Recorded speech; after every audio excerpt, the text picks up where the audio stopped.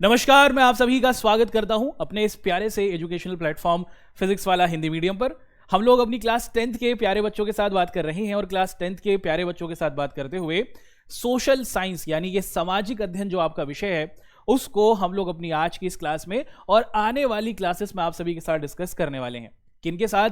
जी हाँ, class 10th के जो हमारे प्यारे बच्चे हैं उन सभी के साथ हमारी ये सीरीज आ रही है जिसके अंदर हम लोग आपको सोशल साइंस का पूरा जो आपका पाठ्यक्रम है तो उसको बहुत अच्छे तरीके से, बहुत सरल तरीके से समझाने वाले हैं। अब आप कहेंगे कि सर हमारी आज की इस क्लास में हम लोग क्या पढ़ेंगे? जैसे कि आप लोग मेरे पीछे देख पा रहे हैं, चैप्टर का नाम लिखा हुआ है भारत में राष्ट्रवाद। हमारा ये लेक्चर नंबर 1 है और मैं आपको बताऊं दोस्तों कि हमारी आज की इस क्लास में, इस लेक्चर नंबर 1 में हम इस चैप्टर को खत्म कर लेंगे। अब आप कहेंगे कि खत्म कर लेंगे? जी हाँ, हम इसको बहुत अच्छे तरीके से समझने वाले हैं। हमारी आज की इस क्लास में भारत में राष्ट्रवाद, ये जो आपका चैप्टर है इसको हम लोग बहुत अच्छे तरीके से समझेंगे और इस पूरे का पूरा ये जो हमारा चैप्टर है इसको समझने के लिए हम लोग क्वेश्चंस की मदद लेंगे। बेसिकली आपके पेपर आने ही वाले हैं और टाइम हमारे पास ज़्यादा है नहीं, तो हम लोग इस पूरे चैप्टर को इंपॉर्टेंट क्वेश्चंस की फॉर्म में डिस्कस करने वाले हैं, है ना। तो बिना समय को व्यर्थ करे हुए दोस्तों हम लोग अपनी आज की इस क्लास को शुरू करते हैं। आपको इस क्लास को शुरू से लेकर आखिर तक देखना होगा। मैं आपसे वादा करता हूं कि आपको इस क्लास के अंत तक इस चैप्टर से संबंधित कोई भी दुविधा या फिर कोई भी समस्या नहीं रहेगी। चलिए दोस्तों, स्टार्ट करते हैं अपनी आज की इस क्लास को बिना समय को व्यर्थ करते हुए। हम लोग अपनी क्लास 10th के प्यारे बच्चों के साथ ये बोर्ड बूस्टर सीरीज लेकर आए हैं। तैयार हैं आप लोग? चलिए स्टार्ट करते हैं।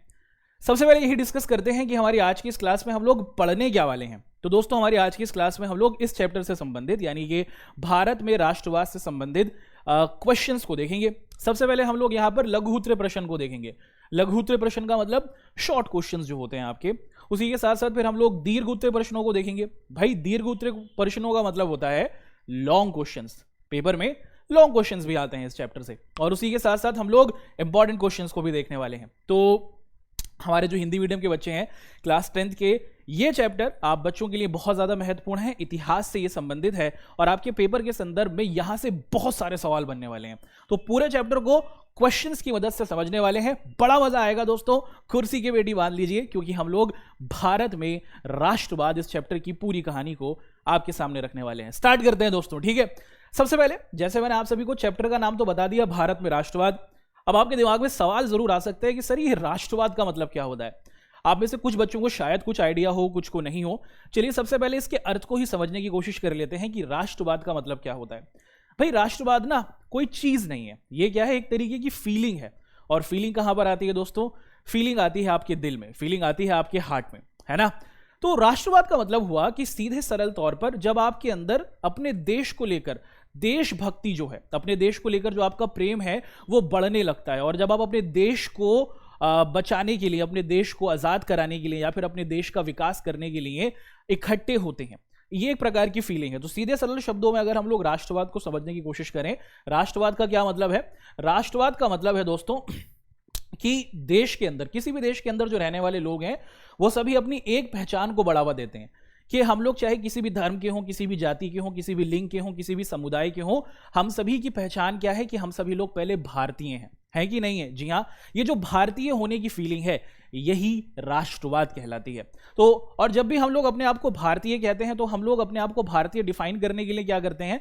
हम लोग अपने आप को भारतीय डिफाइन करने के लिए, भारतीय बताने के लिए, भारतीय कहलाने के लिए क्या कहते हैं कि हमारा अपना राष्ट्रीय ध्वज है।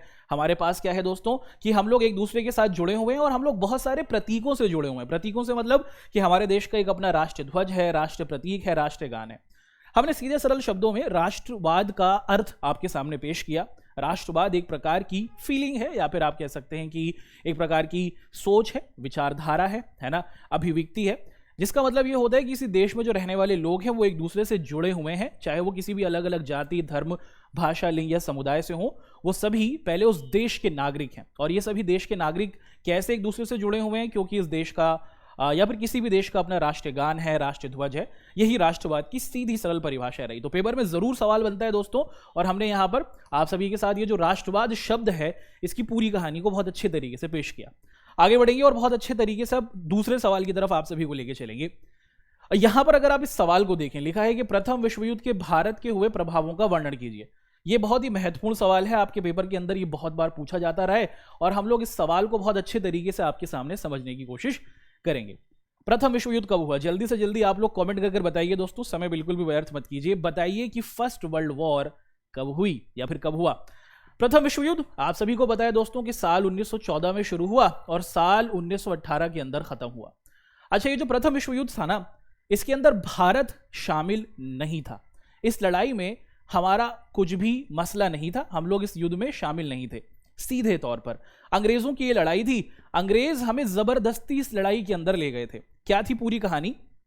और प्रथम विश्व युद्ध की वजह से हमारे प्यारे भारत देश के अंदर लोगों में देशभक्ति की भावना, देश प्रेम की भावना कैसे पैदा हुई, यही आपका ये सवाल है। तो सबसे पहले हम लोग देखते हैं कि दोस्तों साल 1914 से साल 1918 तक पहला विश्व युद्ध चला। अच्छा, इस विश्व युद्ध के अंदर जैसे हमने समझा कि हमारा प्यारा भारत तो शामिल नहीं था, लेकिन जो लोग उस समय हम पर राज कर रहे थे, अंग्रेज, वो इस युद्ध के अंदर शामिल थे। और अंग्रेजों ने क्या किया भैया? अंग्रेजों ने ना भारत को भी इस युद्ध के अंदर घसीट लिया। हमारी लड़ाई थी नहीं, हमें अंग्रेजों ने जबरदस्ती इस युद्ध के अंदर शामिल कर लिया।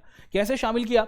आप देखते हैं कि भारत के जो बहुत सारे सैनिक थे, भारत के जो बहुत सारे नागरिक थे, जो हमारे ग्रामीण लोग थे, गांव के रहने वाले लोग थे, उनको जबरदस्ती इस युद्ध के अंदर शामिल किया। क्या किया? आप देखते हैं कि भारत के अंदर बहुत सारे जो हमारे मुख्य तौर पर ग्रामीण लोग थे, उनको जबरदस्ती इस युद्ध के अंदर शामिल किया गया।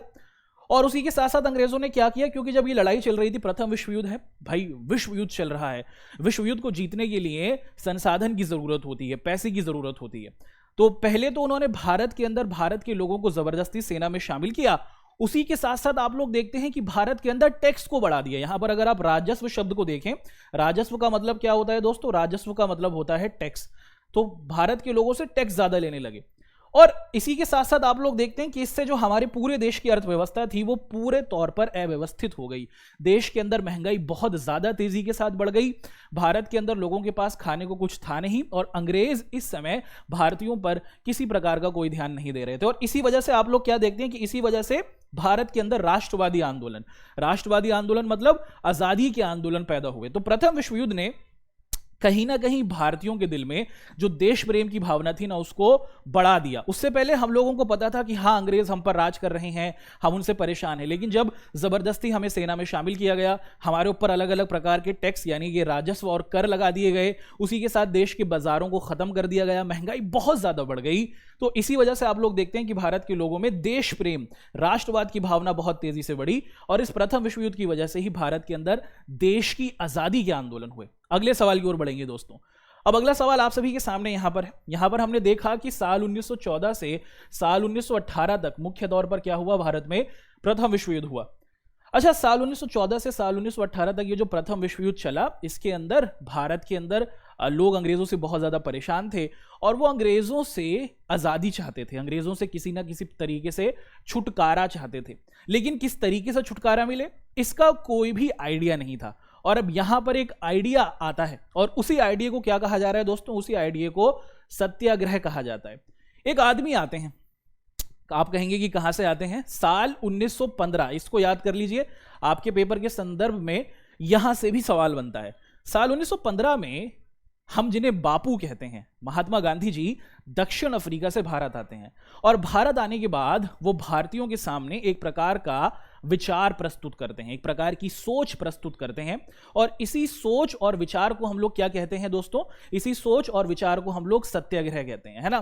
तो मुख्य तौर पर गांधी जी ने इस प्रकार का हमें एक आइडिया प्रस्तुत किया। गांधी जी की हमेशा से यह सोच रही थी कि भारत को अगर हमें आजादी दिलानी है, भारत को अगर हमें अंग्रेजों से मुक्त करना है, तो हमें किस प्रकार से आजादी दिलानी होगी। गांधी जी आगमन करते हैं दक्षिण अफ्रीका से साल 1915 में, और उसके बाद गांधी जी कहते हैं कि हमें अहिंसा के द्वारा ही, अहिंसा का मतलब कि अंग्रेज अगर हम पर हमला करेंगे तो हम बदले में जवाब नहीं देंगे। गांधी जी ने एक प्रकार की सोच प्रस्तुत की। इसी सोच को हम लोग सत्याग्रह कहते हैं, या फिर सत्याग्रह की विचारधारा कहते हैं। और इसका मतलब यह था कि अगर हमें किसी के खिलाफ लड़ाई लड़नी है ना, अपने ऊपर होने वाले अत्याचार का अगर हमें बदला लेना है, तो हिंसा करने की जरूरत नहीं है, इकट्ठे रहो, है ना, अहिंसा का आप लोग क्या करें, पालन करें, और अहिंसा के द्वारा ही हम लोग क्या कर सकते हैं, मुख्य तौर पर अपनी बातों को मनवा सकते हैं। तो सत्याग्रह एक प्रकार का सिद्धांत था, एक प्रकार का विचार था, जो गांधी जी के द्वारा प्रस्तुत किया गया था, जिसका मकसद था कि हम लोग हिंसा नहीं करेंगे, हम लोग अहिंसा के मार्ग पर चलकर मुख्य तौर पर क्या करेंगे, देश को आजादी की प्राप्ति कराएंगे। अब गांधी जी साल 1915 में भारत आ गए, और गांधी जी साल 1915 में भारत में आ जाने के बाद अलग अलग तरीके की अपनी, आप देखते हैं कि विचारधारा को प्रस्तुत कर रहे हैं गांधी जी। सत्याग्रह की बात करते हैं। और इस सत्याग्रह के अंदर ही हम लोग क्या देखते हैं दोस्तों, हम लोग ये देखते हैं कि गांधी जी मुख्य तौर पर 3 बड़े आंदोलन करते हैं और उनमें से एक सबसे बड़ा आंदोलन है चंपारण बिहार का आंदोलन।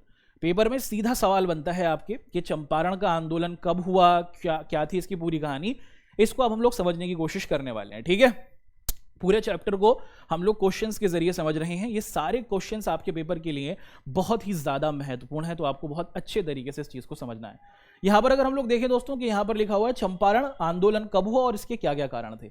तो साल 1915 में जब गांधी जी भारत आ गए तो गांधी जी ने सबसे पहले एक आंदोलन किया। आंदोलन का मतलब होता है कि लोगों का इकट्ठा हो जाना और अहिंसा के जरिए बिना किसी लड़ाई झगड़े के अंग्रेजों पर इकट्ठे होकर दबाव बनाने की जो कोशिश थी, इसे ही आंदोलन कहा जाता है। हम देखते हैं कि गांधी जी बिहार हमारा जो आज का एक राज्य है, यहां पर एक क्षेत्र पड़ता है चंपारण। गांधी जी साल 1917 में क्या करते हैं दोस्तों, आप देखते हैं कि चंपारण पहुंच जाते हैं। और यहां पर क्या था, जो अंग्रेज लोग थे, यहां पर जो गोरा शब्द आप देख रहे हैं, गोरे का मतलब है अंग्रेज। अंग्रेजों ने ना एक बहुत ही अलग तरीके की यहां पर प्रथा को चालू किया हुआ था। पता है अंग्रेज क्या कराते थे, मैं आपको दिखाता हूं दोस्तों। अंग्रेज भारतीय किसानों से नील की खेती कराते थे। अब आप कहेंगे कि सर ये नील की खेती क्या होती है। दोस्त, नील की खेती आप देखते हैं कि अंग्रेज कराया करते थे। और इस नील की खेती के अंदर मुख्य तौर पर क्या होता था, अंग्रेज ये कहते थे कि तुम्हारी जो 70% भूमि है ना, सॉरी आपकी जो 85% भूमि है, इसको सही करते हैं। अंग्रेज ये कहते थे कि तुम्हारे पास जो भी जमीन है उस पर 85% जो भी तुम्हें उगाना है उगाओ, लेकिन 15% पर तुम्हें क्या करना होगा, 15% पर तुम्हें नील की खेती करनी होगी। जबरदस्ती करवाते थे नील की खेती। और नील की खेती कराने से क्या होता था, चलिए मैं आपको दिखाता हूं कि नील की खेती करने से जो जमीन थी वो कुछ इस प्रकार से हो जाती थी। क्या ये आपको एक उपजाऊ जमीन दिख रही है? नहीं। जब भारत के अंदर चंपारण के किसानों से उनकी जमीनों पर जबरदस्ती अंग्रेज खेती कराते थे नील की, तो उससे उनकी जमीन कुछ बंजर हो रही थी और जो हमारे भारतीय किसान थे वो बहुत ज्यादा परेशान थे।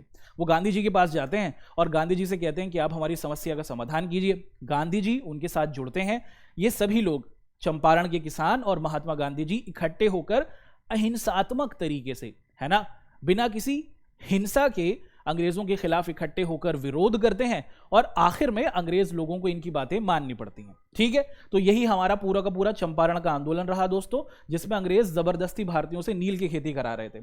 अच्छा, ये जो आप देख रहे हैं कि जो ये प्रथा थी, इसी को क्या कहा जाता था, इसी को तिनकेठिया व्यवस्था कहा जाता था, कि भारतीयों से जबरदस्ती नील की खेती जो कराई जा रही थी, इसी व्यवस्था को आप देखते हैं कि तिनकठिया व्यवस्था के नाम से पुकारा जाता था। ठीक है, और फिर जब भारत के अंदर भारत के हमारे जितने भी किसान भाई थे और महात्मा गांधी जी जब इकट्ठे हो गए, तो इन लोगों ने क्या किया, इन लोगों ने इकट्ठे होकर अपनी बातों को अंग्रेजों के सामने रखा और आखिर में अंग्रेजों ने भारत के किसानों की बातों को माना। और उसके बाद हम लोग देखते हैं कि कहीं ना कहीं भारतीयों के दिल में भी ये विश्वास हुआ कि अगर हम लोग इकट्ठे रहेंगे ना तो हम लोग अंग्रेजों से अपनी बातें मनवा सकते हैं। तो चंपारण का जो आंदोलन था, ये भारत का एक सबसे पहला सफल आंदोलन हम देख सकते हैं कि होता है। अच्छा, फिर साल 1918 आ जाता है दोस्तों, और साल 1918 में हम लोग देखते हैं कि 2 बड़े आंदोलन मुख्य तौर पर होते हैं। सबसे पहला जो आंदोलन हम देख रहे हैं वो हो रहा है दोस्तों खेड़ा के अंदर, है ना। और खेड़ा जो पड़ता है ये कहां पड़ता है दोस्तों, ये पड़ता है गुजरात के अंदर। हमारा जो गुजरात राज्य है वहां पर, गुजरात के अंदर जो खेड़ा नामक जगह है, यहां पर भी जो किसान थे ना, ये परेशान थे। उनके साथ भी चंपारण की तरह ही कहीं ना कहीं आप देखते हैं कि ज्यादा टैक्स उनसे लिया जा रहा था। वो भी गांधी जी से मदद मांगते हैं और गांधी जी उनको मदद दे देते हैं। और उसी के साथ आप देखते हैं कि ये एक और बड़ा सफल आंदोलन होता है। भारतीयों को विश्वास होने लगा कि भाई अगर इकट्ठे रहेंगे तो अंग्रेजों से अपनी बातें मनवा सकते हैं। तो चंपारण का आंदोलन सफल हुआ और उसी के साथ खेड़ा गुजरात का आंदोलन भी जो साल 1918 में हुआ वो सफल हुआ। उसी साल 1918 में हम लोग देखते हैं कि अहमदाबाद, है ना, अहमदाबाद ये कहां है दोस्तों, हमारा जो अहमदाबाद है ये गुजरात के अंदर पड़ता है ये भी। और यहां पर आप देखते हैं कि अहमदाबाद के अंदर मिल मजदूर, अब ये मिल का मतलब क्या होता है दोस्तों, मिल मजदूर का मतलब होता है मुख्य तौर पर कि जो हमारे फैक्ट्री में काम करने वाले मजदूर थे ये परेशान थे। साल 1918 में अहमदाबाद के अंदर प्लेग नाम की बीमारी फैली। क्या फैली दोस्तों, प्लेग नाम की बीमारी फैली। चूहों से फैलती है बीमारी और इससे मजदूरों को बहुत ज्यादा हानि हुई। मजदूरों ने अपने फैक्ट्री मालिकों से कहा कि भाई हमारी तनख्वाह को बढ़ाओ, हमें थोड़ा पैसा ज्यादा दो, बोनस दो। कितना बोनस मांगने लगे वो लोग, वो कहने लगे कि भैया हमें 50% पैसा बढ़ा के दो। मजदूरों के फैक्ट्री मालिक जो थे उन्होंने क्या कहा कि हम इतना पैसा तो नहीं बढ़ाएंगे, हम लोग क्या कर देंगे, हम आपको बस 20% का पैसा आपको बढ़ा के देंगे।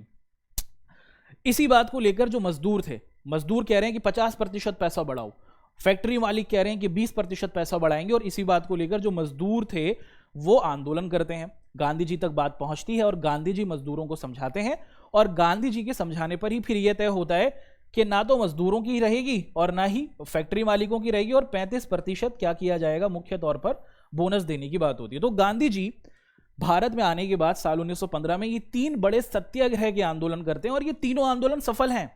चंपारण का आंदोलन हुआ वो भी, खेड़ा का आंदोलन हुआ वो भी, और अहमदाबाद का आंदोलन हुआ ये भी। अब इसके बाद भारत के लोगों को एक बात समझ में आ गई कि भाई अगर हम लोग इकट्ठे रहेंगे और गांधी जी के मार्गदर्शन में चलेंगे तो हम लोग अपनी बातों को अंग्रेजों से मनवा सकते हैं। अब अगला सवाल देखते हैं जो आपके पेपर के संदर्भ में एक और बहुत महत्वपूर्ण बात देखता है। अच्छा, अंग्रेजों को समझ में आ गया कि भारत के जितने भी लोग हैं ना, ये तो अपनी बातें मनवाए जा रहे हैं, हम लोग कमजोर हो रहे हैं, अंग्रेजों को समझ में आने लगा। तो अंग्रेजों ने भारतीयों को कमजोर करने के लिए एक कानून बनाया, है ना। और अंग्रेज हमेशा से भारत के अंदर गलत गलत कानून बना रहे थे। जब भारत के अंदर ये 3 बड़े सफल आंदोलन हो गए, चंपारण का आंदोलन हो गया, खेड़ा का आंदोलन हो गया और अहमदाबाद का आंदोलन हो गया, तब आप देखते हैं कि मुख्य तौर पर अंग्रेज भारत के अंदर एक कानून बनाते हैं। यहां पर एक शब्द लिखा हुआ है, क्या लिखा है दोस्तों, एक्ट। एक्ट का मतलब क्या होता है, एक्ट का मतलब होता है कानून, है ना। तो याद कर लीजिएगा, साल 1919 में क्या किया जाता है, एक अंग्रेजों के द्वारा एक कानून बनाया जाता है, और इसी कानून को हम लोग क्या कहते हैं दोस्तों, इसी कानून को हम लोग रोलेक्ट एक्ट कहते हैं। रोलेक्ट एक्ट मतलब रोलेक्ट कानून। भाई क्या था इस कानून के अंदर, चलिए समझने की कोशिश करते हैं। जब भारत के अंदर राष्ट्रवादी घटनाएं बढ़ने लगी, देश के अंदर देश को आजाद करने की बातें उठने लगी, देश के अंदर भारत के मजदूर किसान इकट्ठे होकर आंदोलन करने लगे, तो अंग्रेजों ने भारत को और भारतीयों को कमजोर करने के लिए इस कानून को बनाया। इस कानून के तहत पता है क्या किया जाता था दोस्तों, इस कानून के तहत मान लीजिए कि मैं भारतीय हूं, मैं इंडियन हूं, और अंग्रेजों को मुझ पर शक हुआ कि भाई ये ना कुछ गलत काम कर सकता है, मैंने कुछ गलती नहीं करी है, सिर्फ अंग्रेजों को शक हो रहा है। शक की बिना पर अंग्रेज मुझे जेल में रख सकते थे 2 साल तक। कितना गलत कानून था। इसे ही रोलेक्ट एक्ट कहा जाता है कि अंग्रेज बिना किसी साक्ष्य, यानी कि बिना किसी आप देखते हैं सबूत के, आपको 2 साल तक, आपकी कोई गलती नहीं है, बस अंग्रेजों को आप पर शक हो रहा है, तो अंग्रेज शक की बिना पर किसी भी भारतीय को 2 साल तक के लिए जेल में डाल देते थे। यही कानून अंग्रेजों ने बनाया था, क्योंकि अंग्रेजों को समझ में आ गया था कि ये इकट्ठे हो जाते हैं, आंदोलन करते हैं, तो इनको दबाने का यही एक तरीका है, जिसे हमने क्या देखा, रोलेक्ट एक्ट के नाम से जाना। अब जब भारत के अंदर ये लागू हुआ, क्या भारत के लोग चुपचाप इसे मान लेते? ऐसा नहीं है दोस्तों। आप देखते हैं कि जो हमारे भारत के लोग थे वो इसका बढ़ चढ़कर क्या करते हैं, विरोध करते हैं, और भारत में अलग अलग स्थानों पर, चाहे हमारे पंजाब का इलाका हो, हमारे दिल्ली का इलाका हो, भारत के अलग अलग क्षेत्रों में, पूर्व पश्चिम उत्तर दक्षिण चारों दिशाओं के अंदर हम देखते हैं कि हमारे जो भारतीय थे उस समय के, जो हमारे बड़े नेता थे, वो इस कानून का विरोध करते हैं। तो ये था रोलेक्ट एक्ट। कब बना? साल 1919 में। इस कानून के तहत किसी भी व्यक्ति को 2 साल तक के लिए बिना किसी गलती के जेल में डालने की बात कही गई थी, और इसका भारत के लोगों ने विरोध किया। अब इसी घटना से संबंधित एक और चीज होती है ना, उसको अब हम लोग समझने की कोशिश करेंगे। तो आपको पूरे तौर पर इस चैप्टर को क्वेश्चंस की फॉर्म में हम लोग समझा रहे हैं। अगर आपको क्लास पसंद आ रही है दोस्तों, आप लोग जरूर हमारी इस क्लास को लाइक करें। लाइक का बटन आपको दिख ही रहा होगा, ठीक है। बढ़ते हैं आगे। अगला सवाल हम देखते हैं दोस्तों। यहां पर अब हम लोग देखते हैं कि मुख्य तौर पर जब भारत के अंदर जलियांवाला, आप क्या देखते हैं दोस्तों, मुख्य तौर पर यहां पर हमने देखा कि रोलेक्ट एक्ट बन गया और भारतीयों को जबरदस्ती जेल में डालने की बात हो रही है, और भारत के अलग अलग इलाकों में आप देखते हैं कि भारत के लोग विरोध कर रहे हैं। वहीं पंजाब, जो हमारा आज एक प्रांत है, हमारा एक राज्य है, पंजाब का एक शहर है अमृतसर। क्या है दोस्तों? अमृतसर, है ना। तो जब रोलेक्ट एक्ट बना तो आप देखते हैं कि भारत के अलग अलग शहरों में विरोध हो रहा था, और अमृतसर में भी आप देखते हैं कि इस कानून का विरोध हो रहा था, है ना। और इसी विरोध में एक ऐसी घटना घटती है जो मानव इतिहास की सबसे खतरनाक घटना है, रूह कांप जाने वाली घटना है दोस्तों। होता क्या है, चलिए समझने की कोशिश करते हैं कि एक घटना घटती है ना। क्या घटना घटती है? आप में से अधिकतर बच्चों ने कहीं ना कहीं इस घटना के बारे में पहले से सुना होगा। तारीख थी 13 अप्रैल 1919। क्या थी दोस्तों? याद कर लीजिएगा, 13 अप्रैल 1919। और उस दिन बैसाखी का दिन था। बैसाखी एक त्यौहार है, मुख्य तौर पर हमारे पंजाब में इसको बहुत बढ़ चढ़कर फैलाया जाता है, मनाया जाता है इस त्यौहार को। तो साल 1919 में हम देखते हैं कि अमृतसर शहर के अंदर जलियांवाला बाग, एक बाग हुआ करता था, है ना दोस्तों। आप क्या देखते हैं कि एक बाग हुआ करता था, कुछ इस तरीके से वो बाग था, 3 तरफ से उसकी बाउंड्री थी और एक तरफ से आने जाने का रास्ता। तो 3 बड़ी बड़ी दीवारें, यहीं से आने जाने का रास्ता हुआ करता था। तो लोग शांति प्रिय तरीके से यहां बैठे हुए थे, विरोध कर रहे थे किसका? इस रोलेट एक्ट का। ये जो गलत कानून अंग्रेजों ने बनाया था, इसका विरोध कर रहे थे। फिर क्या होता है कि उसी समय एक अंग्रेज अधिकारी आता है दोस्तों। आप लोग क्या देखते हैं कि उसी समय अमृतसर का एक अंग्रेज अधिकारी होता है, जिसका नाम क्या था दोस्तों? जिसका नाम था जनरल डायर। ये जनरल डायर इस बाग के अंदर एंट्री कर लेता है और ये जो शांति प्रिय लोग थे, जो निहत्ती भीड़ थी, इन पर अंधाधुंध गोलियां चलवा देता है। अच्छा, अंग्रेजी आंकड़ों के हिसाब से यहां पर आपको नंबर दिया गया है कि 379 लोग मरे, लेकिन ये सरकारी आंकड़े हैं। भारतीयों के अनुसार मरने वालों की संख्या हजारों में थी, है ना। तो बड़े स्तर पर आप लोग देखते हैं कि एक निहत्ती भीड़ पर अंग्रेज इस प्रकार की क्रूर हत्या करते हैं, इस हत्याकांड को करते हैं और इसे ही जलियांवाला बाग हत्याकांड कहा जाता है। 13 अप्रैल 1919 को रोलेट एक्ट के खिलाफ मुख्य तौर पर यहां पर लोग विरोध कर रहे थे। ये अंग्रेज सैनिक कमांडर आता है, निहत्ती भीड़ पर गोलियां चलवाता है और इसमें हजारों लोगों की जान चली जाती है और इतिहास में इसे सबसे कुकर्म वाली घटना के तौर पर जाना जाता है। ठीक, अब भारत के अंदर साल 1919 में जलियांवाला बाग हत्याकांड हो गया और पूरे भारत के अंदर यह खबर फैल जाती है कि जलियांवाला बाग हत्याकांड हो गया, हमारे हजारों भाई मर चुके हैं। तो भारतीयों के दिल में ना गुस्सा है, भारत के नेताओं के अंदर भी गुस्सा है कि अगर हम लोग आज़ादी की कोशिश कर रहे हैं तो ये रोलेट एक्ट बना रहे हैं, रोलेट कानून बना रहे हैं। उसी के साथ साथ अगर हम लोग विरोध करते हैं तो ये हम पर गोलियां चलवा देते हैं, हमारे लोगों को मार देते हैं। अब भारत के अंदर भारत के नेताओं को लगा कि कुछ करने की जरूरत है और अंग्रेजों को बताने की जरूरत है कि तुम हम पर लंबे समय तक राज नहीं कर सकते, है ना। और उसी समय गांधी जी क्या करते हैं दोस्तों? उसी समय गांधी जी कहते हैं कि हम ना देश के अंदर एक बड़ा आंदोलन शुरू करेंगे और इसी आंदोलन को किस नाम से पुकारा जाता है दोस्तों? इसी आंदोलन को हम लोग कहते हैं असहयोग। अब असहयोग का मतलब क्या है, इसे समझते हैं। यह आंदोलन कब से कब तक चला, इसकी पूरी कहानी क्या थी, क्या एक सफल आंदोलन था, इसको समझेंगे। पेपर में यहां से बहुत सारे सवाल बनते हैं दोस्तों। बात कर रहे हैं असहयोग आंदोलन के बारे में।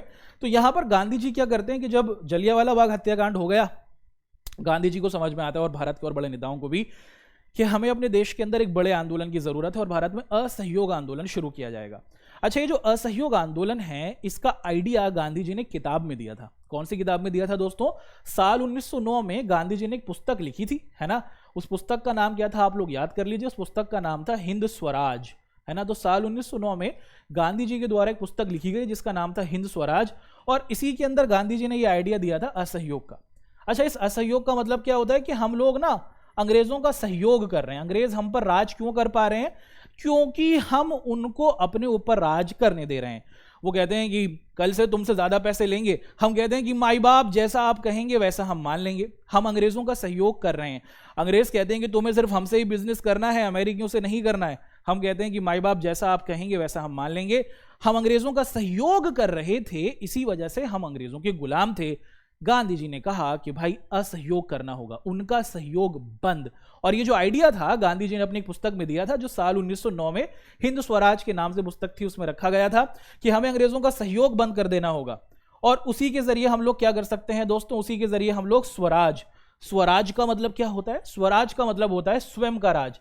उसी के जरिए हम लोग क्या कर सकते हैं? स्वयं का राज, या फिर हम लोग क्या कर सकते हैं? उसी के जरिए हम लोग देश की आजादी प्राप्त कर सकते हैं। तो हमें मुख्य तौर पर अंग्रेजों से आजाद होने के लिए सहयोग को बंद करना होगा, उनके साथ बिजनेस को बंद करना होगा, उनकी बातों को नहीं मानना होगा और उसी के जरिए अगर सब भारत के लोग अंग्रेजों का सहयोग करना बंद कर दें तो अंग्रेजों को भारत छोड़ के जाना होगा। यह आइडिया गांधी जी रखते हैं और अब भारत के अंदर एक आंदोलन शुरू होता है। कब शुरू होगा दोस्तों? याद कर लीजिए साल।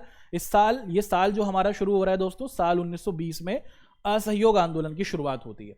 तो असहयोग आंदोलन है क्या, इसकी पूरी की पूरी कहानी क्या है, उसको हमने आपके सामने पेश किया है। अब इस असहयोग आंदोलन के गांधी जी ने कैसे पूरे देश के अंदर भारतीयों के सामने रखा, उसको देखते हैं। साल 1920 में असहयोग आंदोलन की शुरुआत होती है और इसका मतलब क्या है कि हमें अंग्रेजों का सहयोग नहीं करना है, उनका सपोर्ट नहीं करना है ना। तो गांधी जी ने इस असहयोग आंदोलन के अंदर मुख्य तौर पर क्या किया? सबसे पहले यह कहा कि भारत के अंदर जितने भी लोग अंग्रेजी पुलिस में काम करते हैं, अंग्रेजों की पुलिस में है, काम करना बंद कर दो। अंग्रेजों की सेना में है, उनके साथ काम करना बंद कर दो। अंग्रेजों के कोर्ट में अगर आप काम करते हैं, कचहरी में काम करते हैं, तो उनके लिए काम करना बंद कर दो। है ना। तो भारत के अंदर जो बच्चे अंग्रेजी स्कूलों में पढ़ते हैं उनका बहिष्कार करो। बहिष्कार का मतलब होता है जाना बंद, हम लोग आपका सहयोग नहीं करेंगे। तो भारत के अंदर मुख्य तौर पर जिन बड़े बड़े लोगों को अंग्रेजों ने सम्मान दिया था, सम्मान यहां पर आप देख रहे हैं दोस्तों, उपाधियां, यहां पर आप एक शब्द देख रहे हैं, उपाधियों का मतलब क्या होता है, अंग्रेज लोग सम्मान के तौर पर क्या दिया करते थे, टाइटल दिया करते थे, किसी के नाम के आगे कोई शब्द जोड़ दिया करते थे, जैसे सर, है ना। तो सर एक शब्द आप देख रहे हैं, अंग्रेज लगा दिया करते। तो बहुत से भारतीयों को यह सम्मान दिया गया था। तो गांधी जी ने कहा कि हमें जितनी भी उपाधियां अंग्रेजों ने दी हैं हमें नहीं चाहिए, आप हमें उपाधियां देने वाले होते कौन हो, है ना। तो भारत के अंदर भारत के लोगों ने जिनको उपाधियां दी गई थी उन उपाधियों को दे दिया वापस अंग्रेजों को, कहा कि हमें आपका टाइटल नहीं चाहिए। उसी के साथ साथ भारत के अंदर जो सेना में लोग शामिल थे उन्होंने सेना छोड़ दी, पुलिस में काम करना छोड़ दिया। अंग्रेजों की कोर्ट में जो काम करने वाले वकील थे उन्होंने कोर्ट जाना बंद कर दिया। अंग्रेजी स्कूल में जो पढ़ने वाले बच्चे थे उन्होंने स्कूल जाना बंद कर दिया। भारत के लोगों ने अंग्रेजी वस्तुओं का बहिष्कार किया, अंग्रेजी सामान का प्रयोग करना पूरे तौर पर बंद कर दिया। और उसी के साथ साथ क्या किया, अंग्रेजों की जो दमनकारी नीतियां थी जिसके जरिए अंग्रेज हमें तोड़ा करते थे, इसका विरोध किया गया। तो पूरे देश के अंदर आप लोग देखते हैं कि ये जो असहयोग आंदोलन था वो कुछ इस परिप्रेक्ष्य के अंदर आप देखते हैं कि शुरू किया गया और इसमें ये सब चीजें की गई। अच्छा, ये जो असहयोग आंदोलन था ये साल 1920 में शुरू हुआ और हम देखते हैं कि ये साल 1922 तक चला। दोस्तों 2 साल तक इस पूरे के पूरे आंदोलन की काल अवधि रही। क्या ये एक सफल आंदोलन था? नहीं, यह आंदोलन कहीं ना कहीं कमजोर पड़ा, यह आंदोलन कहीं ना कहीं आप लोग देखते हैं कि ठंडा पड़ गया। कैसे, समझने की कोशिश करते हैं। बहुत अच्छा सवाल है, पेपर में यह सवाल जरूर बनता है। समझने की कोशिश करते हैं कि आखिर इतना बड़ा आंदोलन जो इतने अच्छे आइडिया के साथ शुरू किया गया था, आखिर ये कमजोर क्यों हुआ। जैसा आपको पता है कि इस आंदोलन में गांधी जी ने क्या कहा था कि हमें अंग्रेजों का जो सामान है, अंग्रेजों का जो कपड़े हैं, वो अंग्रेजों के यहाँ से जो आने वाले सामान है उसका प्रयोग नहीं करना। लेकिन समस्या ये थी कि जो भारत की अधिकतर जनसंख्या थी ना वो गरीब थी, वो कमजोर थी और भारत का जो बनने वाला सामान था वो अपेक्षाकृत महंगा था। तो ना चाहते हुए भी हमारे बहुत से भारतीयों को क्या करना पड़ा दोस्तों, भारत के अंदर आप देखते हैं कि हमारे बहुत से जो भारतीय थे उन्हें ना चाहते हुए भी मुख्य तौर पर क्या था, भारत के सामान को वो नहीं खरीद पाए और उन्हें दोबारा से अंग्रेजों का सामान खरीदना पड़ा। क्योंकि भारत के अंदर लोग गरीब थे तो इसी वजह से आप देखते हैं कि वो अंग्रेजी सामान को पहले तो कुछ समय के लिए छोड़ देते हैं लेकिन बाद में दोबारा से अंग्रेज सामान को खरीदते हैं, क्योंकि वो अंग्रेजी सामान सस्ता था, भारत का सामान महंगा था, है ना। जब भारत के बच्चों से ये कह दिया गया, भारत के कॉलेज में पढ़ने वाले स्टूडेंट्स हुए, प्रोफेसर्स हुए, टीचर्स हुए कि पढ़ने नहीं जाना, पढ़ाने नहीं जाना, तो अब करें क्या। क्योंकि भारत के अंदर भारतीयों के कुछ उतने अच्छे इंस्टीट्यूशंस नहीं थे, उतनी अच्छी यूनिवर्सिटीज नहीं थी। तो ना चाहते हुए भी, क्योंकि भारतीयों के द्वारा स्थापित की गई कोई यूनिवर्सिटी नहीं थी, ना चाहते हुए भी भारत के टीचर्स को उन संस्थानों में वापस जाना पड़ा, अंग्रेजों के संस्थानों में, और उसी के साथ भारत के जो बच्चे थे, भारतीय स्टूडेंट्स थे, उन्हें दोबारा से अंग्रेजी संस्थान में जाना पड़ा, है ना। तो उन्हें दोबारा वापस जाना पड़ा और जो वकील थे उनको भी अपने काम पर काफी समय के बाद वापस जुड़ना पड़ा। तो मुख्य तौर पर एक आंदोलन जो बड़े स्तर पर शुरू हुआ था धीरे धीरे कमजोर पड़ने लगा, क्योंकि भारतीयों के पास कोई विकल्प नहीं था। हम अगर भारत के कपड़े पहने तो सस्ते नहीं है, महंगे हैं, इसी वजह से अंग्रेजों के सस्ते कपड़े खरीदने पड़े। और यहां पर हम देखते हैं कि मुख्य तौर पर भारतीयों के अपने स्कूल नहीं है, ना चाहते हुए भी उन्हें अंग्रेजों के स्कूल जाना पड़ा और भारत के वकीलों को अंग्रेजों की कोर्ट में काम करना पड़ा, जिसकी वजह से यह आंदोलन पूरे तौर पर ठंडा पड़ा, कमजोर पड़ा।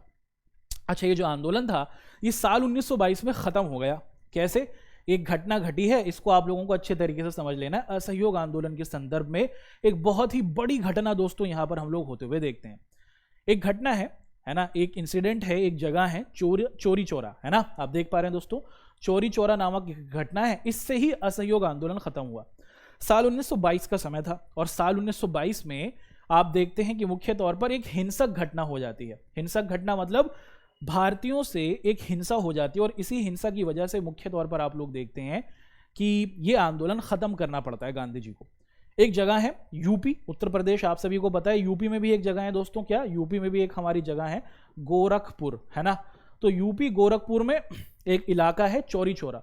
यहां पर एक अंग्रेजी पुलिस थाना था और उस अंग्रेजी पुलिस थाने के अंदर बहुत सारे पुलिस वाले थे। भारत के लोग इस आंदोलन को कर रहे थे और उनके बीच में और अंग्रेजी सैनिकों के बीच में, अंग्रेजी पुलिस वालों के बीच में झड़प होती है। भारत के लोग गुस्से में आ जाते हैं और वो पूरी की पूरी जो पुलिस थाना था उसको क्या कर देते हैं, आग के हवाले कर देते हैं और इसमें बहुत सारे जो पुलिस वाले थे वो जल जाते हैं। अब जब ये घटना गांधी जी को पता चलती है तो वो बहुत ज्यादा परेशान होते हैं, नाराज होते हैं। क्योंकि गांधी जी हर चीज को बर्दाश्त कर सकते हैं लेकिन हिंसा को बिल्कुल भी बर्दाश्त नहीं कर सकते। और जब भारतीयों से ये हिंसा होती है तो गांधी जी क्या करते हैं, इस आंदोलन को वापस ले लेते हैं। तो साल 1922 में यह आंदोलन आप लोग देखते हैं कि खत्म कर दिया जाता है।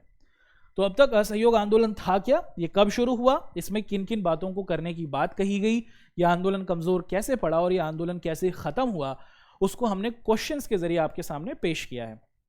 अगला सवाल है, इसी समय के अंदर के साल 1920 के आसपास की बात हम देखें, 1920 के आसपास की बात हम देखें, भारत के अंदर एक आंदोलन और शुरू होता है और इस आंदोलन को हम लोग कहते हैं दोस्तों खिलाफत आंदोलन। जी हाँ, इस आंदोलन की पूरी कहानी क्या है, यह आंदोलन कैसे शुरू हुआ, भारत के लोग इससे कैसे संबंधित हैं, ये खिलाफत मतलब क्या होता है, इसको समझते हैं। देखिए, खिलाफत आंदोलन था क्या, पहले ये समझेंगे और इस खिलाफत आंदोलन पर टिप्पणी करनी है दोस्तों। बहुत महत्वपूर्ण सवाल है, पेपर में ये सवाल जरूर बनता है। आशा है कि आपको हमारी क्लास पसंद आ रही होगी। हम पूरे चैप्टर को क्वेश्चंस के जरिए समझ रहे हैं और ये सारे क्वेश्चंस आपके पेपर के अंदर बहुत महत्वपूर्ण तौर पर पूछे जाते हैं दोस्तों। यहीं से सारा पेपर बनेगा, आपको इससे बाहर आता हुआ आपको कुछ नहीं दिखेगा।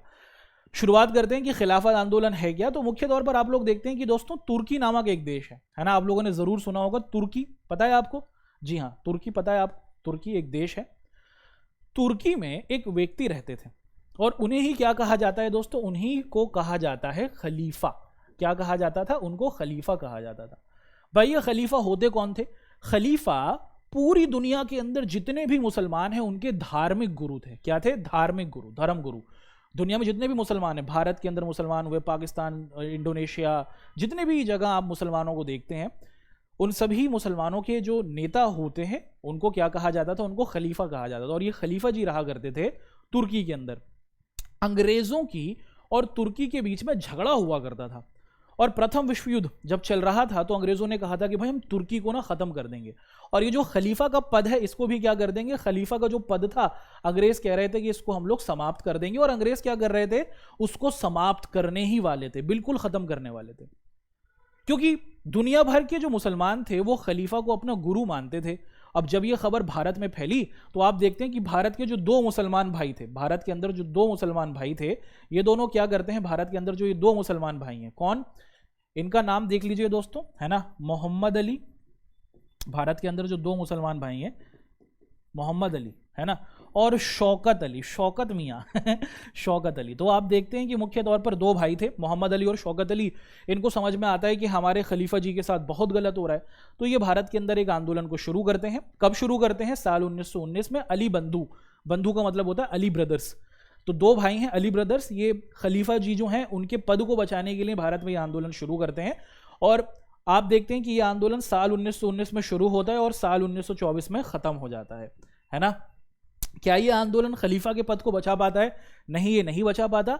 अंग्रेज खलीफा के पद को समाप्त कर देते हैं और साल 1924 में ये आंदोलन भी खत्म होता है। शुरू करने वाले अली ब्रदर्स, क्यों शुरू किया गया वो देख लिया, कब से कब तक ये आंदोलन चला उसको हमने देखा। ठीक है दोस्तों, अब आगे बढ़ते हैं कि आखिर ये जो खिलाफत आंदोलन भारत में शुरू हुआ था, आखिर इसकी मांगे क्या थी, ये आखिर चाह क्या रहे थे? ये जो अली ब्रदर्स थे, आखिर ये अली ब्रदर्स चाहते क्या थे, इसको समझने की कोशिश करते हैं।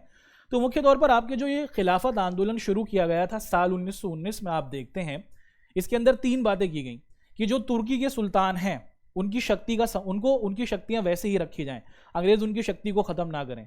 खलीफा जो हैं, जो हमारे धर्म गुरु हैं, मुसलमानों के जो धर्म गुरु हैं, आप देखते हैं कि जितने भी मुसलमान थे उनका ये मानना है कि खलीफा के पद का सम्मान किया जाए और खलीफा के पद को समाप्त ना किया जाए और मुसलमानों के पवित्र स्थानों का ध्यान रखा जाए। तो खिलाफत आंदोलन में इन तीन मांगों को रखा गया था। बहुत महत्वपूर्ण सवाल है और इस सवाल को हमने अच्छे से समझा। कब शुरू हुआ ये आंदोलन हमने देखा, कब से कब तक चला ये देखा। अच्छा, इसके अंदर क्या होता है कि जब ये आंदोलन चल रहा है, भाई ये भारत के लोगों का, भारत के अंदर मुख्य तौर पर भारत की तो बात नहीं है क्योंकि खलीफा भारत में तो रहते नहीं थे, लेकिन मुख्य तौर पर आप लोग देखते हैं कि गांधी जी ने इस खिलाफत आंदोलन का समर्थन किया। क्यों समर्थन किया, ये सवाल यहां पर आपके सामने है। बहुत अच्छा सवाल है दोस्तों, पेपर में पूछा जाता है कि गांधी जी ने आखिर खिलाफत आंदोलन का समर्थन क्यों किया। तो गांधी जी ने मुख्य तौर पर यह सोचा कि हमारे जो मुस्लिम भाई हैं, भारत के अंदर जो रहने वाले मुस्लिम हमारे साथी हैं, ये खलीफा के पद को बचाने की कोशिश कर रहे हैं। अगर भारत के हिंदू भाई भी मुसलमानों के साथ मिल जाएं और हम अंग्रेजों पर ये क्या करें, प्रेशर बनाएं, अंग्रेजों पर दबाव बनाएं कि आप खलीफा के पद को बचाएं, तो इसमें हिंदू मुस्लिम एकता मजबूत हो सकती है। तो भारत के अंदर हिंदू मुस्लिम एकता को मजबूत करने के लिए गांधी जी क्या करते हैं, खिलाफत आंदोलन का समर्थन करते हैं। और इसी आंदोलन के बाद आपको बताया कि असहयोग आंदोलन भी शुरू होता है, जिसके बारे में हम लोग पीछे पढ़ चुके हैं। तो यहां तक हमने खिलाफत आंदोलन था किया। खिलाफत आंदोलन कब शुरू हुआ, 1919 में, कब तक चला, 1924 में, किनके द्वारा शुरू किया गया था, इसकी क्या क्या मांगे थी, और इस आंदोलन में गांधी जी ने क्या समर्थन दिया था, उसको हमने देखा। ये रहे हमारे बापूजी, चाचा जी, और उसी के साथ मौलाना आजाद। ठीक है दोस्तों, बढ़ते हैं आगे। तो यहां तक की पूरी घटना हमने देख ली कि साल 1922 में असहयोग आंदोलन चलता है, और असहयोग आंदोलन चौरी जो घटना थी, उसके बाद आप देखते हैं कि उस घटना के बाद ही गांधी जी इसको समाप्त कर देते हैं। अब भारत के अंदर कुछ और बड़ी घटनाएं होती हैं, और उससे संबंधित सवाल आपके पेपर के अंदर किस तरीके से पूछे जाते हैं उसको हम लोग डिस्कस करेंगे। सवाल बहुत महत्वपूर्ण है, आपको हमारी स्क्रीन पर दिख रहा है, लिखा हुआ है कि साइमन कमीशन। कमीशन का मतलब क्या होता है दोस्तों, कमीशन का मतलब होता है समूह। आप यहां पर कमीशन का मतलब क्या समझ सकते हैं, कमीशन का मतलब होता है यहां पर समूह। कि साइमन कमीशन का गठन क्यों किया गया था और भारत के लोगों ने इसका क्यों विरोध किया। बहुत महत्वपूर्ण घटना है, बहुत महत्वपूर्ण सवाल है, पेपर में सीधा सवाल ये बनता है, और बहुत बार ये आपके पेपर के अंदर पूछा गया, तो अच्छे तरीके से समझें। पीछे के सारे सवाल समझ में आए होंगे। चलिए इस सवाल को अब हम लोग अच्छे तरीके से क्या करते हैं दोस्तों, आगे बढ़ाते हैं। तो होता क्या है दोस्तों, साल था 1928, और साल 1928 के अंदर हम लोग देखते हैं कि अंग्रेज ने एक कमीशन बनाते हैं, अंग्रेज एक समूह बनाते हैं। क्या करते हैं दोस्तों, अंग्रेज एक समूह बनाते हैं, एक ग्रुप बनाते हैं, लंदन के अंदर ही बनाते हैं भाई। और इस ग्रुप के अंदर 7 लोगों को रखते हैं। हाउ मेनी पीपल, 7 लोग, 7 लोगों को इसके अंदर रखा जाता है। अब ये जो 7 लोग बनाए थे भाई, इनका काम क्या था, इनका काम ये था कि ये देखो कि अंग्रेज जो कानून भारत में बना रहे हैं, क्या वो कानून सही तरीके से बन रहे हैं, क्या वो कानून अंग्रेजों को फायदा दे रहे हैं, है ना। तो अंग्रेजों ने जितने भी कानून बनाए हैं, उन कानूनों का मूल्यांकन करने के लिए एक ग्रुप बनाया गया, और इस ग्रुप के अंदर 7 लोगों को रखा गया, लंदन में बना था। अब ये ग्रुप बन गया, और ये ग्रुप भारत के अंदर आने की कोशिश करता है, इस ग्रुप को भारत में भेजा जाता है। भारत के जो लोग थे ना, उसमें क्या किया जाता है दोस्तों, उसमें भारत के लोग इसका विरोध करते हैं। क्यों, इसमें 7 लोग थे और इसमें कोई भी भारतीय नहीं रखा गया। ये कितनी शर्म वाली बात है कि भारत के अंदर, भारत में जो कानून बन रहे हैं उनको चेक करने के लिए एक ग्रुप बनाया गया, लेकिन उसमें किसी भी भारतीय को नहीं रखा गया। क्या उस समय हमारे पास पढ़े लिखे लोग नहीं थे? हमारे पास अंबेडकर जी थे, हमारे पास जवाहरलाल नेहरू जी थे, हमारे पास महात्मा गांधी जी थे, हमारे पास सुभाष चंद्र बोस जी थे, हमारे पास विद्वानों की आप देखते हैं कि फौज थी, लेकिन अंग्रेजों ने किसी भी भारतीय को इसके अंदर शामिल नहीं किया, और इसी वजह से भारतीयों ने इसका विरोध किया कि आप हमारे ही देश के संदर्भ में कानूनों को चेक करने आ रहे हैं और हमें इस लायक नहीं समझ रहे कि हम इसका भाग हों। तो भारत के अंदर जितने भी हमारे भारत के लोग थे, उन्होंने बढ़ चढ़कर इसका क्या किया, विरोध किया। और आप देखते हैं कि जब ये ग्रुप भारत में आया तो इनको क्या दिखाया गया, साइमन गो बैक, है ना।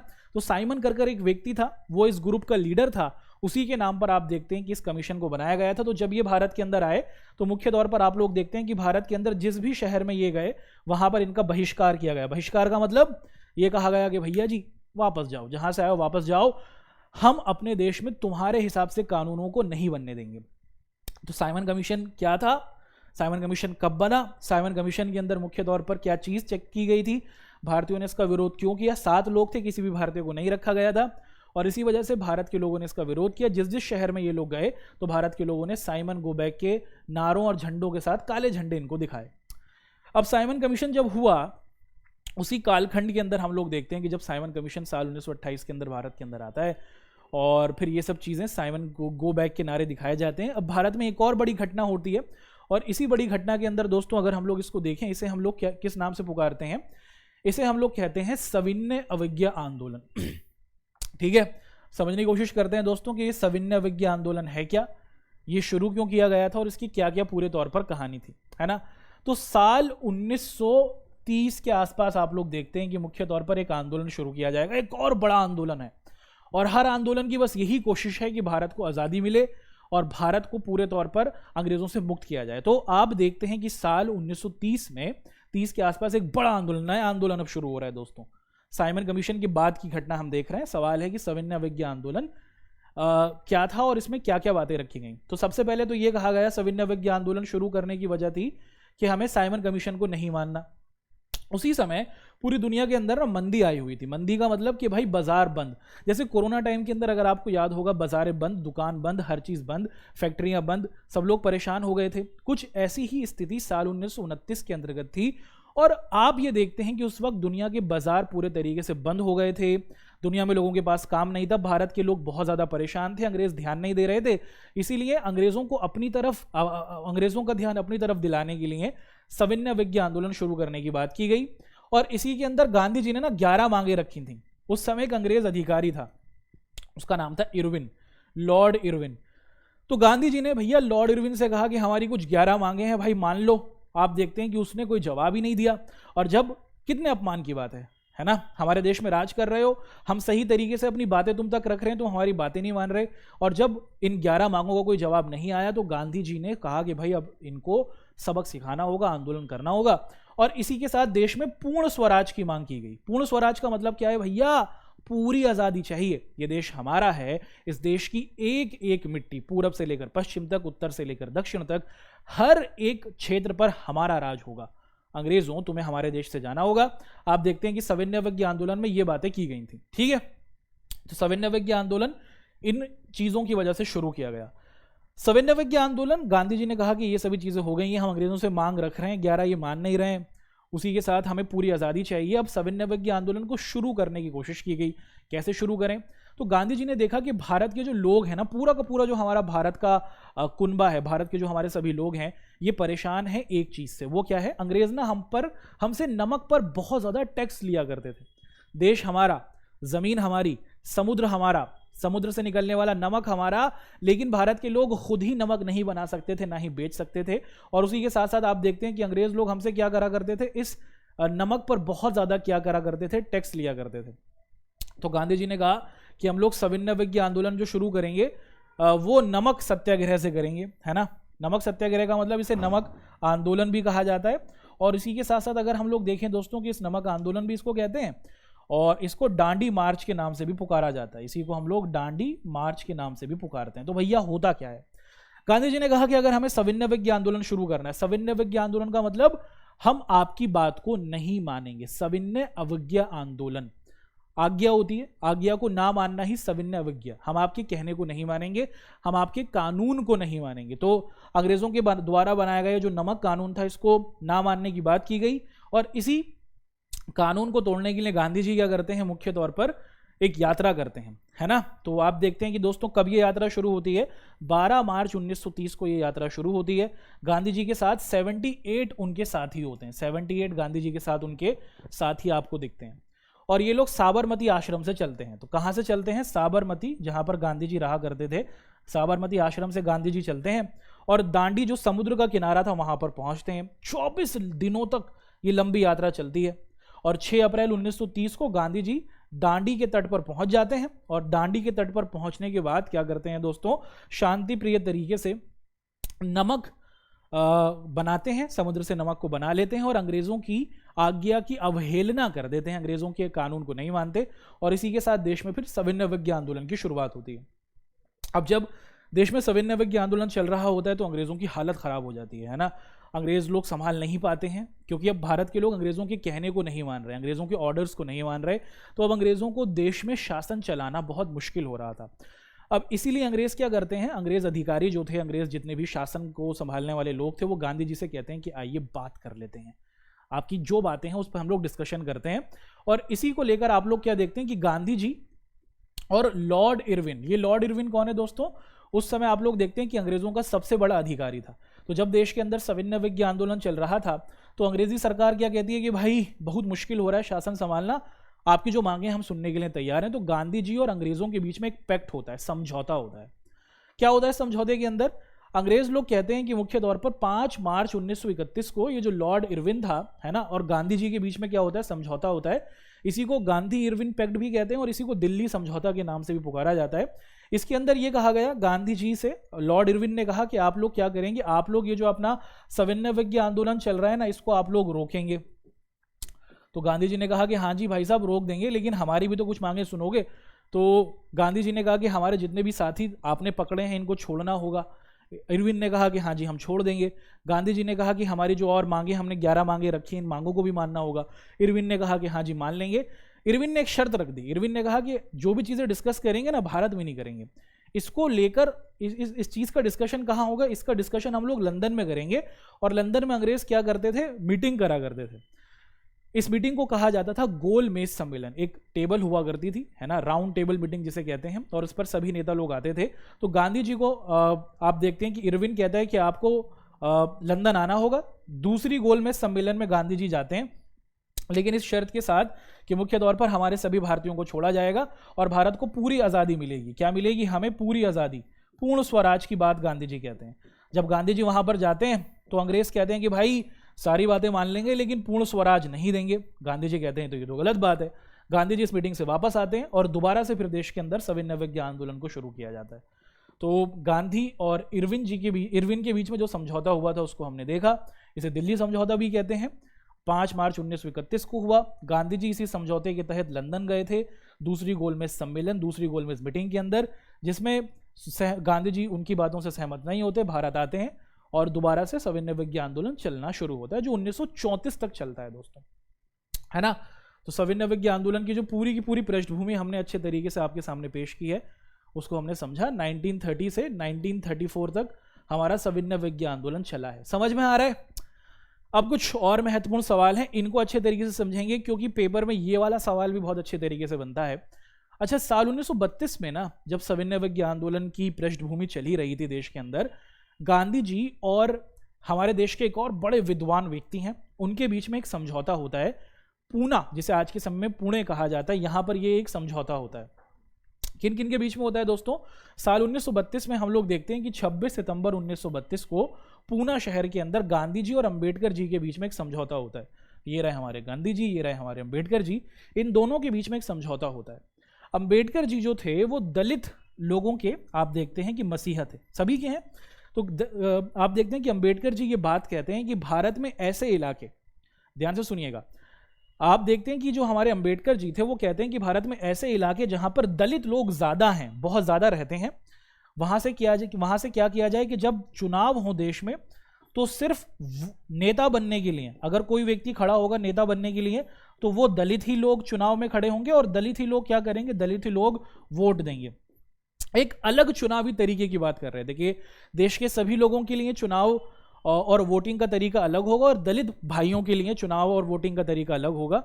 अंबेडकर जी इस बात को रखते हैं। अंग्रेज इनकी बातों को मान लेते हैं, लेकिन गांधी जी कहते हैं कि नहीं, ये देश की एकता के लिए सही नहीं है और इससे सही बात नहीं बनेगी। सभी लोगों के लिए देश में एक ही तरीके से क्या होना चाहिए? चुनाव की प्रक्रिया होनी चाहिए। तो गांधी जी इसी बात से नाराज होकर क्या करते हैं? अनशन करते हैं। अंबेडकर जी गांधी जी की बात का सम्मान करते थे। जब उनको पता चलता है कि ये गांधी जी अनशन पर हैं, तो वो क्या करते हैं? वो गांधी जी से मिलने जाते हैं और गांधी जी के अनशन को तोड़वाते हैं। और गांधी जी की जो मांग थी कि सभी के लिए एक जैसी चुनावी प्रक्रिया हो, उसको माना जाता है और इसी को पूना पैक्ट कहा जाता है। ठीक है दोस्तों, तो पूना समझौता साल 1932 में अंबेडकर जी गांधी जी के बीच में हुआ। अंबेडकर जी एक पृथक चुनावी प्रक्रिया की बात कर रहे थे, गांधी जी ने इस बात का समर्थन नहीं किया। गांधी जी अनशन करते हैं और उसके बाद अंबेडकर जी को जब ये पता चलता है तो वो पहुंचते हैं और उनकी बात को मनवाते हैं और फिर देश में एक ही चुनावी प्रक्रिया की बात चलती है। इसी को हम लोग क्या कहते हैं? पूना समझौता के नाम से जानते हैं। आगे बढ़ते हैं मित्रों, अगले सवाल की तरफ आप सभी को लेकर चलते हैं। बहुत अच्छे तरीके से हमें बहुत सारी चीजें समझने को मिल रही हैं इस पूरे चैप्टर के अंदर। हम लोग हर बिंदु को क्वेश्चंस की फॉर्म में देख रहे हैं। अगला सवाल लिखा हुआ है कि असहयोग आंदोलन और सविनय अवज्ञा आंदोलन के स्वरूप में क्या अंतर था? कि असहयोग आंदोलन जो हुआ और सविनय अवज्ञा आंदोलन जो हुआ, ये एक दूसरे से अलग कैसे हैं और महिलाओं की सविनय अवज्ञा आंदोलन में क्या भूमिका थी? ये एक लॉन्ग क्वेश्चन है, ये एक आप देख रहे हैं कि लॉन्ग क्वेश्चन है। तो सबसे पहले देख लेते हैं कि मुख्य तौर पर देश के अंदर जो महिलाएं थी, है ना भाई, ये सविनय अवज्ञा आंदोलन में कैसे जुड़ी हुई थी और उसी के साथ साथ असहयोग आंदोलन में किस तरीके से जुड़ी हुई थी, ये आपसे पूछा जा रहा है। तो सविनय अवज्ञा आंदोलन जो साल 1930 में आप देख रहे हैं कि शुरू हो रहा है और असहयोग आंदोलन जो साल 1920 में शुरू हो रहा है, इसमें कैसे महिलाएं शामिल थी, ये पूछा जा रहा है। ये सवाल है, बहुत महत्वपूर्ण सवाल है, बहुत बार पूछा गया है भाई। सविनय अवज्ञा, आपका जो असहयोग आंदोलन है उसके अंदर मुख्य तौर पर आप लोग देखते हैं कि उसके अंदर सरकार से यह कहा जा रहा था, अंग्रेजी सरकार से, कि हम अंग्रेजों का सहयोग नहीं करेंगे। वहीं सविनय अवज्ञा आंदोलन में यह कहा गया था कि हम अंग्रेजों का सहयोग तो नहीं करेंगे और उनके बनाए कानूनों को भी नहीं मानेंगे, है ना। तो सविनय अवज्ञा आंदोलन में ये तो कहा गया कि भाई सहयोग नहीं करेंगे, और जो कानून इन लोगों ने बना रखे हैं, जो हमें ऑर्डर देते हैं, हम उन ऑर्डर को भी नहीं मानेंगे। ये मुख्य तौर पर दोनों में अंतर है। समझ में आया आपको? एक अच्छा सवाल था। अच्छा, असहयोग आंदोलन की अगर बात की जाए तो उस समय के अंदर हम लोग देखते हैं कि असहयोग आंदोलन जो था वो मुख्य तौर पर आपको दिखता है एक बड़ा आंदोलन था, उसमें लोग ज्यादा बढ़ चढ़कर शामिल होते हैं। सविनय अवज्ञा आंदोलन के अंदर उतनी ज्यादा मात्रा में हमें महिलाओं की उपस्थिति आप देखते हैं कि नहीं दिखती है ना शुरुआत में। लेकिन जैसे जैसे सविनय अवज्ञा आंदोलन बढ़ता चला जाता है, तो जैसे जैसे सविनय अवज्ञा आंदोलन बढ़ता चला जाता है, तो उसमें हम लोग देखते हैं कि जो महिलाएं थी, जो हमारी शहरों की पढ़ी लिखी महिलाएं थी, वो क्या करती हैं, आपको दिखता है कि वो सड़कों पर आ जाती हैं और घरों की चार दीवारी से निकलकर गांधी जी की सभाओं में आती हैं। और फिर जब देश में नमक कानून बनता है, दांडी मार्च होती है, उस समय जो महिलाएं थी वो क्या करती हैं, वो पिकेटिंग करती हैं। एक बहुत ही महत्वपूर्ण सवाल है पिकेटिंग। पिकेटिंग का मतलब क्या होता है दोस्तों? पिकेटिंग का मतलब होता है घेराबंदी। क्या मतलब होता है? घेराबंदी। कि अंग्रेजों की जो शराब की दुकान थी उसके बाहर औरतें खड़ी हो जाएंगी, नारेबाजी करेंगी कि इस शराब की दुकान को बंद करो, इस कानून को बंद करो। इसे ही पिकेटिंग कहा जाता है। तो स्त्रियों ने बढ़ चढ़कर हमारे सविनय अवज्ञा आंदोलन में क्या किया? बढ़ चढ़कर योगदान दिया। नमक सत्याग्रह हो या फिर आप देखते हैं कि शराब की दुकानों को बंद कराने की कोशिश हो, तो महिलाओं ने इसमें बढ़ चढ़कर पूरे तौर पर, जो हमारे शहरों की ऊंची कम्युनिटी की महिलाएं थी, वो इसमें बड़े तौर पर शामिल थी। और ग्रामीण क्षेत्रों की जो आप देखते हैं कि जमींदारों की बीवियां थीं, उसी के साथ साथ जो ग्रामीण परिवेश में जो संपन्न लोग थे, जो अमीर लोग थे, वो भी इस आंदोलन के अंदर बढ़ चढ़कर आपको शामिल होते हुए देखते हैं। ठीक है, अब अगला सवाल है आपके सामने रखा जा रहा है। ये भी एक अच्छा सवाल है, पेपर के परिपेक्ष में सीधे तौर पर आपसे पूछा जाता है। दोस्तों, इसको समझने की कोशिश करते हैं। पूछा जा रहा है कि मुस्लिम लीग क्या थी? भारत के अंदर एक पार्टी है जिसको हम लोग कहते हैं कांग्रेस पार्टी। इसको आप लोग याद कर लीजिएगा। कांग्रेस पार्टी कब बनी? जल्दी से आप लोगों को कमेंट करके बताना है। जल्दी से आप लोगों को कमेंट करके बताना है कि कांग्रेस पार्टी को भैया कब बनाया गया था। देखते हैं कौन बच्चा बताएगा। तो कांग्रेस पार्टी जैसे भारत के अंदर थी, ऐसे ही आप लोग देखते हैं कि कांग्रेस पार्टी भारत की आज़ादी की बात कर रही थी, और ये सभी भारतीयों की पार्टी थी। हिंदू, मुस्लिम, सिख, ईसाई, ये सभी के लिए बात करती थी कांग्रेस पार्टी। साल 1906 में ना आप देखते हैं कि एक और पॉलिटिकल पार्टी, एक और राजनीतिक दल बनता है दोस्तों, जिसे मुस्लिम लीग कहा जाता है। ये ढाका, जो आज बांग्लादेश है ना, बांग्लादेश के अंदर, बांग्लादेश की जो राजधानी है ढाका, वहां पर ये बना था। ये सिर्फ मुसलमानों के अधिकारों को ध्यान में रखकर बनाई गई थी कि मुसलमानों को आगे बढ़ने का मौका मिले और मुसलमानों को आगे चुनाव में बढ़ने का मौका मिले, उसी को ध्यान में रखकर मुस्लिम लीग को बनाया गया था। जल्दी से कमेंट करके बताइए कि कांग्रेस पार्टी कब बनी? 1885 में बनी थी। और मुस्लिम लीग साल 1906 में बनी। कहाँ बनी? ढाका नामक शहर में बनी, जो आज बांग्लादेश में पड़ता है। इसको बनाने का उद्देश्य यही था दोस्तों कि मुस्लिमों को आगे बढ़ाया जाए। कांग्रेस सभी को साथ लेकर चल रही थी, मुस्लिम लीग सिर्फ मुस्लिमों के उत्थानों की बात कर रही थी। अगला सवाल है, बहुत अच्छा सवाल है दोस्तों। जितने भी आंदोलन हमने पढ़े, हमने असहयोग आंदोलन पढ़ा, चंपारण का आंदोलन पढ़ा, खेड़ा आंदोलन पढ़ा, अहमदाबाद का आंदोलन पढ़ा, इन सभी आंदोलनों के अंदर हमने पूर्ण स्वराज की बात नहीं की, पूरी आज़ादी की बात नहीं की, है ना। तो भारत के अंदर आप देखते थे कि जो हमारी कांग्रेस पार्टी थी, जो 1885 में बनी थी, ये क्या करती थी ना, ये हर साल अधिवेशन करती थी। अधिवेशन का मतलब क्या होता है? अधिवेशन का मतलब होता है भाई मीटिंग करती थी कि कैसे देश को आज़ाद दिला सकें, देश में और अच्छे तरीके से कैसे अंग्रेजों को कमज़ोर कर सकें। तो आप देखते हैं कि कांग्रेस हर साल मीटिंग करती थी। और हम देखते हैं कि साल 1929 में भी कांग्रेस क्या करती है? लाहौर के अंदर एक अधिवेशन करती है। अधिवेशन का मतलब क्या होता है दोस्तों? यहां पर भी आप लोग देखते हैं कि एक मीटिंग की जाती है। लाहौर आज के समय में पाकिस्तान में पड़ता है। तो सवाल ये पूछा जा रहा है कि भारत में पूरी आज़ादी की कोशिश, कि हमें पूरी आज़ादी चाहिए, पूर्ण स्वाधीनता, पूर्ण स्वराज, ये कब तय हुआ कि हम अंग्रेजों से पूर्ण स्वराज की कोशिश करेंगे? तो ये साल 1929 में भारत के अंदर आप लोग देखते हैं कि मुख्य तौर पर जो लाहौर नामक क्षेत्र था, लाहौर अधिवेशन जो हुआ, वहां पर यह कहा गया कि हमें पूरी आज़ादी की बात करनी होगी, पूर्ण स्वाधीनता, पूर्ण स्वराज की बात करेंगे। और इसके जो अध्यक्ष थे, इस मीटिंग के जो अध्यक्ष थे, वो पंडित जवाहरलाल नेहरू जी थे। सीधा सवाल बनता है, लाहौर अधिवेशन कब हुआ? साल 1929 में। क्या हुआ इसमें पूर्ण स्वाधीनता या फिर पूर्ण स्वराज की बात की गई। पूर्ण स्वराज का मतलब है पूरी आज़ादी की बात यहां पर की गई। और इस अधिवेशन के जो अध्यक्ष थे वो पंडित जी नेहरू जी थे। अगला सवाल आपसे पूछा जा रहा है कि राष्ट्रीय स्वयंसेवक संघ, तो जैसे कांग्रेस के बारे में हमने पढ़ा, ऐसे ही भारत के अंदर एक और संघ था, एक और आप देखते हैं कि समूह था, जिसे आज के समय में भी जाना जाता है, जिसे हम लोग राष्ट्रीय स्वयंसेवक संघ या फिर आरएसएस कहते हैं। पूछा जाता है पेपर में कि आरएसएस क्या था? तो आरएसएस एक संघ था जो साल 1925 में आप देखते हैं कि केबी हेडगवार जी के द्वारा बनाया गया था। और इसका उद्देश्य ये था कि भारत को मजबूत किया जाए, सशक्त तौर पर भारत के अंदर जो हमारी वैदिक कालीन सभ्यता है, भारत के लोग उससे जुड़े और भारत इकट्ठा होकर अंग्रेजों से विरोध कर सके, इसको लेकर यह संगठन बना था। ठीक है दोस्तों, तो इस पूरे के पूरे कालखंड को हमने अच्छे तरीके से आपके सामने पेश किया। अब एक और चीज यहां पर हमें आपके साथ डिस्कस कर लेनी है, वो क्या है दोस्तों? वो मुख्य तौर पर क्या है कि हम लोग आपके साथ इसको डिस्कस कर लेते हैं बिना किसी समय को व्यर्थ करते हुए। ठीक है जी, चलिए पीछे चलते हैं और अच्छे तरीके से इसको डिस्कस कर लेते हैं। अब तक हमने सारे मुख्य जो हमारे आंदोलन थे उनको पढ़ लिया है। अब आगे बढ़ते हुए यहाँ पर अब हम लोग क्या करेंगे, आपके साथ एक और चीज़ को डिस्कस कर लेंगे। साल 1942 में एक और आंदोलन होगा दोस्तों, इसको भी याद कर लीजिएगा, जिसको हम लोग क्या कहते हैं, जिसको हम लोग भारत छोड़ो आंदोलन कहते हैं। ये जो आपका भारत छोड़ो आंदोलन था, ये साल 1942 में शुरू हुआ।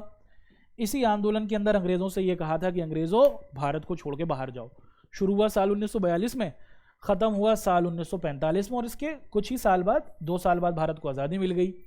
इसी आंदोलन में गांधी जी ने क्या कहा था, करो या मरो का नारा दिया था। याद कर लीजिएगा, एक अच्छा सवाल बनता है, तो इसको हमने इस तरीके से समझ लिया। भारत छोड़ो आंदोलन साल 1942 में शुरू हुआ। इस आंदोलन के अंदर मुख्य तौर पर अगर हम लोग देखें कि जो हमारी पूरी की पूरी कहानी रही थी दोस्तों, है ना, साल 1942 में शुरू हुआ भारत छोड़ो आंदोलन। इसके अंदर गांधी जी ने करो या मरो का नारा दिया कि मुख्य तौर पर हमें अंग्रेजों से इकट्ठे होकर अभी लड़ना है, और अगर हमने अभी आज़ादी प्राप्त नहीं की तो हमें कभी आज़ादी नहीं मिलेगी। तो ये भारत में राष्ट्रवाद, इससे संबंधित सारे के सारे जो हमारे क्वेश्चंस थे उसको हमने देखा, पूरे अध्याय को हमने क्वेश्चंस की फॉर्म में आपके सामने पेश किया। वादा करते हैं आपसे कि पेपर में इससे बाहर कुछ नहीं आने वाला। उम्मीद है कि आपको हमारी ये क्लास ज़रूर पसंद आई होगी दोस्तों। अब हम लोग क्या करते हैं, अब हम लोग आपका धन्यवाद करते हैं, क्योंकि आपने बहुत अच्छे तरीके से इस पूरी की पूरी क्लास को किया है। आप लोगों को क्या करना है, आप कमेंट्स के अंदर ज़रूर बताना है कि आपको हमारी ये क्लास कैसी लगी।